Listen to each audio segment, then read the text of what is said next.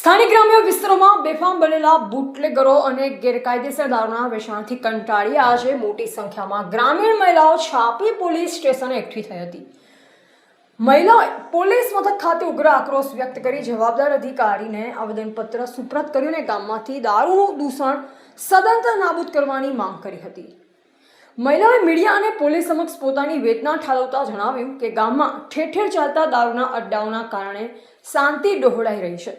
નશાખોરો દ્વારા અવારનવાર ગળકંકાસ, મહિલાઓની છેડતી અને કૌટુંબિક ઝઘડાઓની ઘટનાઓ સામે આવી રહી છે, જેનાથી સમગ્ર વિસ્તારનું વાતાવરણ દૂષિત બન્યું છે। ઘરની આર્થિક સ્થિતિ કથળવા સાથે બાળકોના ભવિષ્ય અને શિક્ષણ પર પણ આની ખૂબ જ નકારાત્મક અસર પડી રહી છે। મહિલાઓએ છાપી પોલીસ સમક્ષ ઉગ્ર માંગ કરી છે કે પોલીસ તંત્ર દ્વારા સ્થાનિક બુટલેગરો સામે કોઈ પણ જાતની રહેમ નજર રાખ્યા વિના કડક હાથે કામગીરી કરવામાં આવે અને તમામ અડ્ડાઓ કાયમી ધોરણે બંધ કરાવવામાં આવે। જો આગામી સમયમાં પોલીસ દ્વારા નશાના કારોબાર સામે સખત પગલાં લેવામાં નહીં આવે તો મહિલાઓ દ્વારા આગામી દિવસોમાં ગાંધી ચિંધ્યા માર્ગે ઉગ્ર આંદોલન કરવાની ચીમકી પણ આપવામાં આવી છે। પોલીસ અધિકારીઓ મહિલાઓની રજૂઆતને ગંભીરતાથી સાંભળી આ બાબતે તટસ્થ તપાસ કરી કાયદેસરની કાર્યવાહી કરવાની ખાતરી આપી। એવા જગતસિંહ દરબાર, પાલનપુર, બનાસકાંઠા, જેબી ગુજરાત ન્યૂઝ।